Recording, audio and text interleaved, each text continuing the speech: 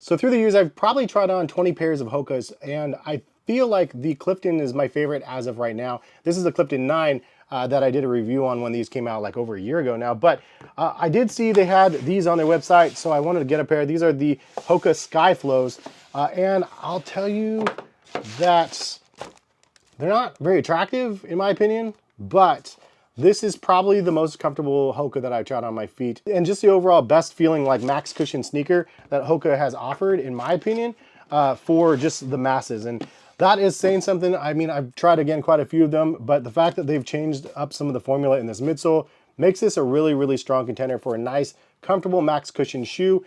And it even like outdoes the Cliftons that I've been so headstrong on. And every time I recommend a Hoka shoe, it's usually the Clifton 9. It's like, yeah, I tried this other one. It's pretty good. There's lots of things I like about it. The Clifton 9s are still better. The Clifton 8s or whatever the Clifton series was, even better than the Bondis. But this, I'll say, is better overall if you're looking for a softer, more comfortable max cushion sort of vibe. This is bigger and better on feet than even the Clifton. So crazy, I would say that right out of the gate. I'll get into some information about the shoe in just a second, but overall very impressed on feet. As soon as I pulled them out of the box and tried them on, I was like, dang, like this is pretty comfortable. Then I tried them on with the Cliftons and I was like, oh wow, there's a significant difference in the softness and the squishiness, the overall like heel toe transition with the maximum amount of cushioning through the entire stride with the Skyflow. So pretty insane, and price point even better. These are $160. So I just did a video on like $160 runners. This would be in that list as well to compare. And honestly, it's a really, really soft and squishy one. So like if I was gonna compare other max cushion shoes on the market, this is the one I would go head to head with those other brands instead of the Bondis and instead of the Cliftons. I'm thinking Cloud Surfer, Cloud Monster sort of vibes from On. I'm thinking in line with the 1080 V13s from New Balance.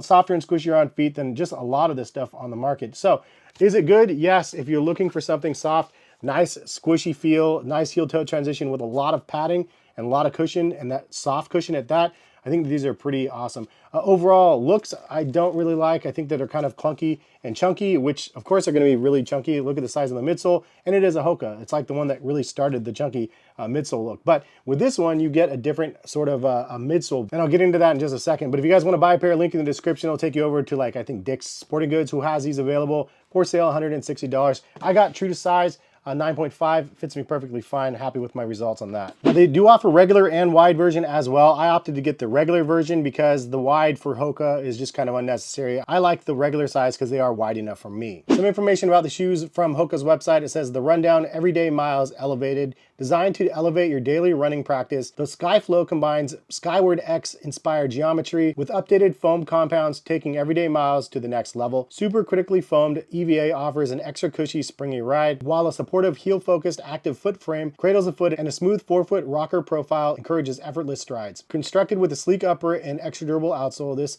shoe refines the idea of a daily driver. It says best for everyday running and walking, sleek collar construction, Creole jacquard upper, dual gusseted tongue, supercritical foam midsole, reflective flash film details, asymmetrical midsole tooling, and durable podular high abrasion outsole. So lots of information there. And just so you guys know, I did do a review on the Skyward X, which was like $225. I actually returned them. They're big, very max cushion, but they're so clunky. And honestly, for the price point and the fact that they were heavy, it just didn't make any sense. Like, I didn't know where to put them in rotation. I was like, I'd rather have the Cliftons. They're not as soft, but they were a lot lighter, and just overall, like for the price, the Cliftons versus the Skyward X's, I was like, it was a no-go for myself. But for 160, I would say that this shoe delivers what the Skyward X should have delivered. It's just a lot better price point. Now let's take a look at the weight. So these are 9.9 ounces as well. So that's fairly light. It's like around a 10 ounce running shoe that definitely has a nice max cushion stack. I like that you have a standard tongue and it is gusseted as well. The laces feel nice, to be honest. You have a pull tab on the heel, which is also a plus for myself. Little older gentleman, it's nice to be able to have a pull tab there for throwing them on. But honestly, the way that this shoe shapes, because of the tongue, really easy to get on your foot. I could just slide them on and go.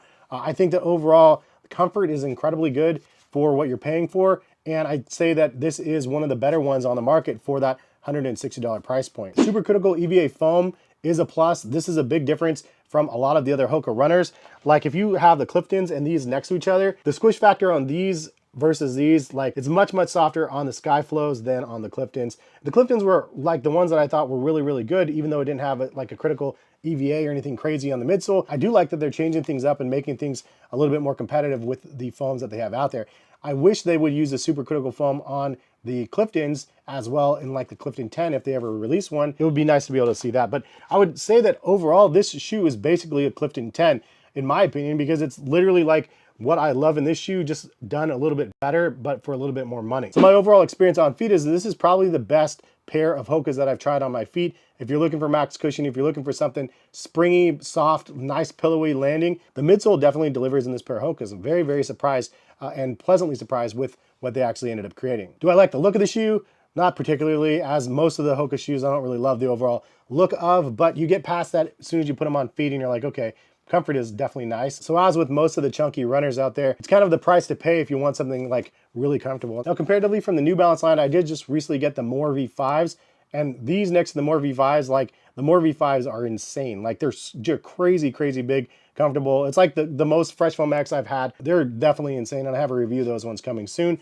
If you like that max cushion feel for that same price point, I think those ones were $155. These are $160. The More V5s definitely have more cushioning and more like soft squishy feel underneath than these. It literally feels like, you guys know the Triple S soles, the Balenciaga Triple S's, where you have 3 soles on the outsole. It feels like that is like a Triple S, but not soles. They're triple midsoles of they're like triple Fresh Foam midsoles, where it's just stacked on Fresh Foam X. It's insane. Any which way, those ones are really crazy. Review on those soon. But from a max cushion perspective, these ones would be on my top 5 list for sure. In fact, I'll be updating my max cushion list very soon, because there's so many good ones that I've tried. Like I said, the Moors, there's these. The Gel Nimbus 26s are excellent as well. So there's a whole bunch of brands creating a max cushion experience. And if you want really big, soft, squishy, like easy on the joint sort of stuff, I'll have that video for you guys coming up soon, where I'm comparing some of the newest, latest, and greatest versions of things that I think are good for max cushion. But anyway, leave a comment in the comment section. What do you guys think about these Skyflows? Is it on your list to try out or not? Leave a comment if you have them and you have positive or negative feedback about the shoes. Happy to see that in the comment section. But I appreciate y'all for stopping by and watching. If you guys have other sneakers to recommend, leave a comment in the comment section, and have a good rest of the day. Thanks again for stopping by. All right, peace, guys.